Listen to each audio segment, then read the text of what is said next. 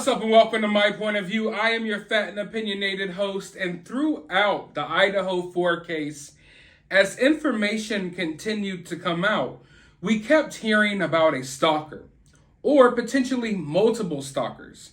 We know that Kaylee was supposedly scared of one of these stalkers. Now, I'm not here today to tell you that Bryan is one of those stalkers, but it's being revealed now that Bryan was actually stalking the victims for weeks. Now, this is some crazy, scary-ish. I am telling you right now, go ahead and get ready.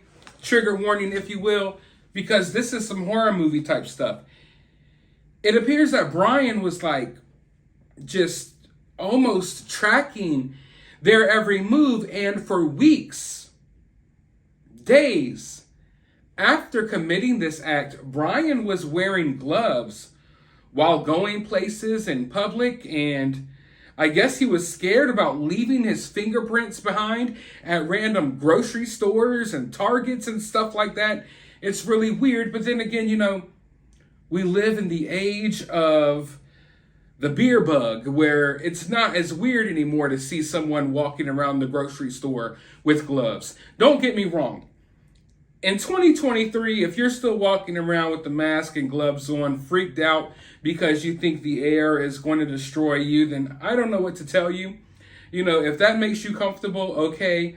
But I just wonder how many criminals get away with stuff because we've been desensitized to seeing people walk around with gloves and masks on and stuff like that. We see them doing smash and grabs all the time. It used to be like back in the day, if you saw someone enter into a store with gloves and a mask on, you better haul ass the opposite direction. But anyway, let's go ahead and hop right into this article because this is creepy. The man accused of the horrific slayings of 4 University of Idaho students was allegedly stalking them in the weeks leading up to the unalivings, and he wore gloves in public places after the unalivings. Bryan Kohberger, 28, was fastidious about not leaving his fingerprints behind after the unalivings, even wearing gloves when he entered into a grocery store, according to a friend of one of the police officers assigned to follow him there. Okay, hold on, pause right there. So, law enforcement has been following this dude. Now, I know that they were following him and watching him for a few days before they made the arrest, but I wonder how long they've really been looking at this guy. And, I know they reveal some information every now and then in these press conferences and whatnot, but I want to know the real truth. When did they start thinking that this dude was a possible suspect? When did that happen? How early on? But let's go ahead and hop right back in. He's not stupid, and he has been very careful, says the anonymous source. While Kohberger was under surveillance in Pennsylvania, according to the source, police witnessed him appearing to try and avoid any more DNA or fingerprints behind by taking protective measures in public. Okay, so he was doing all this in Pennsylvania. A good friend of ours was one of the cops who has been following him the last couple of days, the source explained. Anonymous, please. He was arrested only 40 minutes from our home, near our aunt and uncle's. Went to school with our cousins. His sister lives in our town. A good friend of ours was one of the cops who has been following him the last couple of days. He coaches with my husband and was telling him all the crazy details. He followed him into a giant local grocery store, and Bryan wore gloves the entire time. He's not stupid, and he has been very, very careful. Also, he's been stalking them for weeks. Not sure if they ever interacted, but his cell phone pings followed their every move for weeks. So freaking scary and disturbing. I've been so invested in this case the last 6 weeks, and to find out how close he is to us And that one of our friends found him and arrested him is just crazy. Whoa, whoa, whoa. Okay, yeah, that is absolutely insane.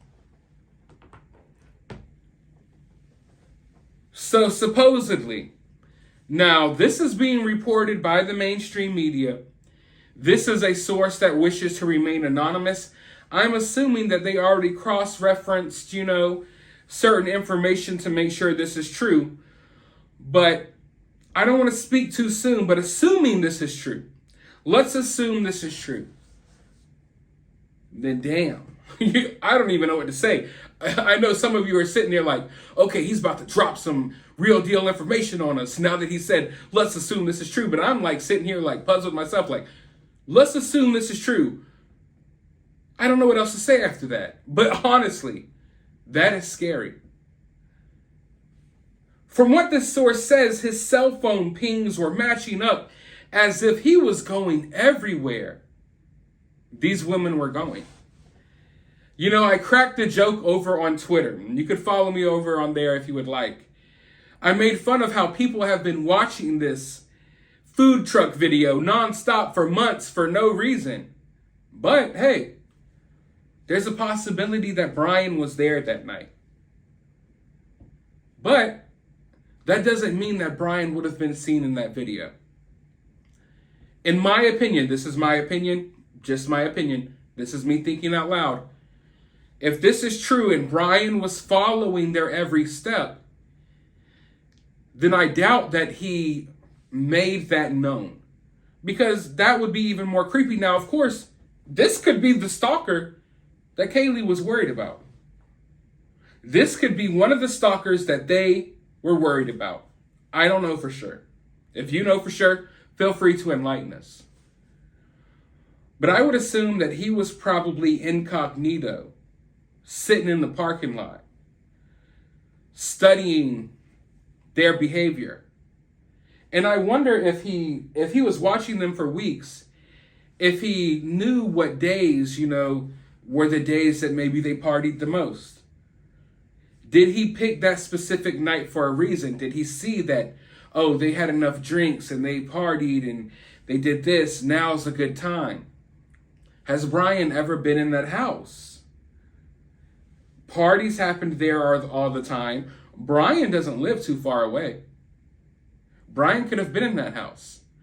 But then again, all of the parties that take place in that house, all of the TikTok videos and, all of the social media posts, Bryan could have, probably had a good understanding of how the house was laid out and everything just from watching on social media.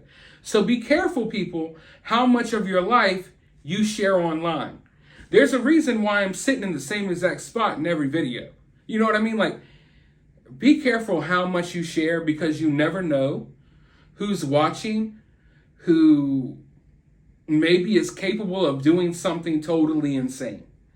So please, I understand that we live in the day and age of sharing everything, but be careful not to share too much.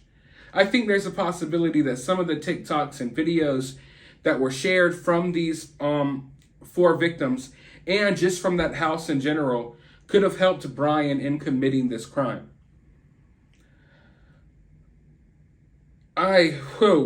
It just is really creeping me out thinking that his cell phone pings are like pinging in the same exact places with them for weeks. Like, I wonder how much he followed them. Like, did you follow them every freaking where they went, every waking moment? Whenever you weren't in class, did this become your thing? And was it an obsession with one of these girls, or was it an obsession with just getting away with the crime? Because we know what he was into, we know what he was studying.